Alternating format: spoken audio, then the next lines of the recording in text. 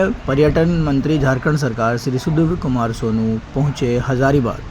बताते चलें, बड़का गांव के प्रसिद्ध मेगालिथ स्थल को पर्यटन स्थल बनाने की है योजना। हजारीबाग में सर्किट हाउस में हजारीबाग उपायुक्त ने किया स्वागत। सर, ये मेगालिथ को लेके आज गए थे निरीक्षण में, क्या वहाँ पे पाया गया, क्या होगा आगे जाके? आज रांची से मैं चला था तो 2 टूरिस्ट साइट को देखने के लिए चला था। एक मैक्लुस्कीगंज नकटा पहाड़ जो मैक्लुस्कीगंज के बगल में ही है, वहाँ भी हम लोगों ने निरीक्षण किया। वहाँ भी जो परिस्थितियाँ हैं उनका आकलन किया। मोटे तौर पर एंग्लो इंडियन पहचान के साथ जो मैक्लुस्कीगंज की पहचान है, इसको और मजबूत और सार्थक करने की पहल है। अभी 16-17 एंग्लो इंडियन फैमिलीज़ वहाँ रह रही हैं। सरकार ये चाहती है कि एंग्लो इंडियन फैमिलीज़ यदि अपने घर में होम स्टे चालू करना चाहेंगी तो सरकार मदद करेगी, और मैक्लुस्कीगंज को एक एंग्लो इंडियन के हेरिटेज विलेज के तौर पर प्रमोट करने का विचार है। वहाँ से चल के आने के बाद मैं मेगालिथ साइट गया। मेगालिथ साइट में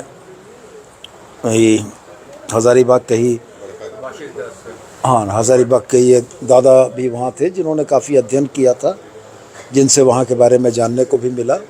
और ये मेरे लिए भी नई जानकारी थी कि पूरे भारतवर्ष में इक्विनॉक्स में सूर्योदय दिखने वाला वो एकमात्र स्थान है।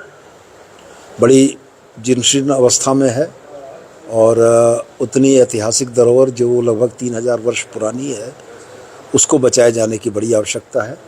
स्थानीय पदाधिकारियों से बातचीत के क्रम में हम लोगों को यह पता लगा कि लगभग 14 एकड़ ज़मीन में वो मेगालिथ साइट है, लेकिन वो 14 एकड़ ज़मीन रैयती है।